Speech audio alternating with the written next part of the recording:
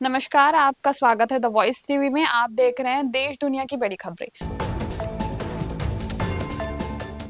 विदेश मंत्री doctor S Jaishankar ने कहा है कि पहलगाम में हुआ आतंकवादी हमला जम्मू कश्मीर की पर्यटन अर्थव्यवस्था को कमजोर करने और धार्मिक विभाजन पैदा करने के लिए जानबूझकर किया गया है। मंगलवार शाम चीन के तियानजिन में शंघाई सहयोग संगठन के विदेश मंत्रियों की परिषद की बैठक को संबोधित करते हुए विदेश मंत्री डॉक्टर एस जयशंकर ने आतंकवाद, अलगाववाद और उग्रवाद को कतई बर्दाश्त न करने की नीति को अपनाने का आह्वान किया है। संयुक्त राष्ट्र सुरक्षा परिषद द्वारा 22 अप्रैल के हमले की कड़ी निंदा को याद करते हुए विदेश मंत्री इस दिन निंदनीय आतंकवादी कृत्य के दोषियों, आयोजकों, वित्तपोषकों और प्रायोजकों को जवाबदेह ठहराने की आवश्यकता पर बल दिया है। उन्होंने इस बात पर भी जोर दिया है कि भारत जम्मू कश्मीर हमले के दोषियों को न्याय के कटोरे में लाने के लिए काम करना जारी रखेगा। इसी के साथ अगली खबर। नई दिल्ली ने ढाका से प्रकाशित फिल्म निर्माता सत्यजीत रे की पैतृक संपत्ति को ध्वस्त करने के लिए अपने फैसले पर पुनर्विचार करने का आह्वान किया है। भारत ने इस प्रतिष्ठित इमारत को संरक्षित करने में मदद की भी पेशकश की है, क्योंकि यह बंगला सांस्कृतिक पुनर्जागरण का प्रतीक है।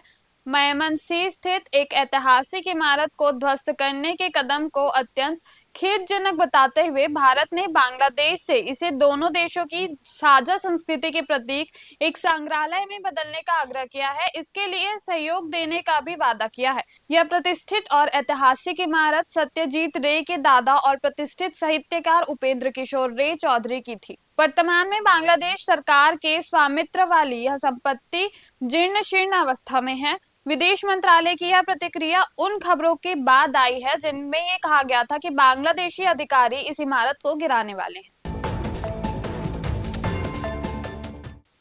इसी के साथ एक और अगली खबर। भारतीय विशिष्ट पहचान प्राधिकरण ने माता पिता और अभिभावकों से 7 वर्ष और उससे अधिक आयु के बच्चे के लिए अनिवार्य बायोमेट्रिक अपडेट पूरा करने का आग्रह किया है। एक बयान में यूआईडीएआई ने उन बच्चों के लिए अनिवार्य बायोमेट्रिक अपडेट पूरा करने के महत्व पर जोर दिया जो 7 वर्ष की आयु तक पहुंच चुके हैं, लेकिन अभी तक आधार में अपना बायोमेट्रिक अपडेट नहीं कराया है। इलेक्ट्रॉनिक और सूचना प्रौद्योगिकी मंत्रालय ने कहा है कि मौजूद दिनदर्शियों के तहत 5 साल से कम उम्र के बच्चों को विकासात्मक कारणों में फिंगरप्रिंट या आईसी स्कैन देने की आवश्यकता नहीं है। इसमें कहा गया है कि एक बार जब बच्चा 5 साल का हो जाता है तो इन बायोमेट्रिक को अपडेट किया जाना चाहिए और यह प्रक्रिया 5 से 7 साल की उम्र के बीच पूरी हो जानी चाहिए। मौजूदा नियमों के अनुसार यदि अनिवार्य बायोमेट्रिक अपडेट 7 साल की उम्र के बाद पूरा नहीं होता है तो आधार नंबर निष्क्रिय हो सकता है। यूआईडीएआई के अनिवार्य बायोमेट्रिक अपडेट अभ्यास को पूरा करने के लिए ऐसे बच्चों के आधार में पंजीकृत मोबाइल नंबरों पर एसएमएस संदेश भेजना शुरू कर दिया है। इसी के साथ रूस विदेश मंत्री ने रूस और उसके सहयोगी पर 100% टैरिफ लगाने की अमेरिकी राष्ट्रपति डोनाल्ड ट्रंप की धमकी को कमतर आंकते हुए कहा है कि मॉस्को अतिरिक्त प्रतिबंधों का सामना करने के लिए वे पूरी तरह से तैयार है। तियानजिन में शंघाई सहयोग संगठन के विदेश मंत्रियों की परिषद की बैठक के बाद एक प्रेस कॉन्फ्रेंस को संबोधित करते हुए उन्होंने इस बात पर जोर दी कि रूस पहले से ही अभूतपूर्व प्रतिबंधों के घेरे में है। उन्होंने किसी भी नए बोझ को निपटने के लिए देश की क्षमता पर भरोसा जताया है। उनकी यह टिप्पणी अमेरिकी राष्ट्रपति डोनाल्ड ट्रंप द्वारा रूस पर 100% तक के द्वितीय शुल्क लगाने की योजना की घोषणा के बाद आई है, अगर यह 50 दिनों के भीतर यूक्रेन युद्ध समाप्त करने के समझौते पर सहमत नहीं होता है।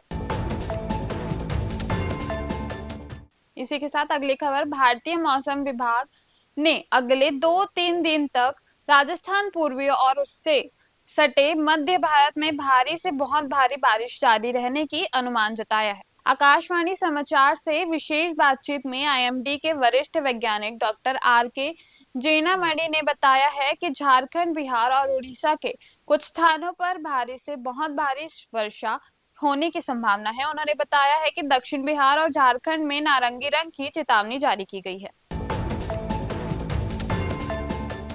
इसी के साथ खेल जगत में भारतीय महिला हॉकी टीम की फॉरवर्ड खिलाड़ी Deepika FIS hockey pro league के विश्व कप की शीर्ष टीम नीदरलैंड पर शानदार फील्ड गोल के लिए वर्ष 2024-25 का पॉलीग्रास मैजिकल स्किल पुरस्कार उन्होंने जीता है।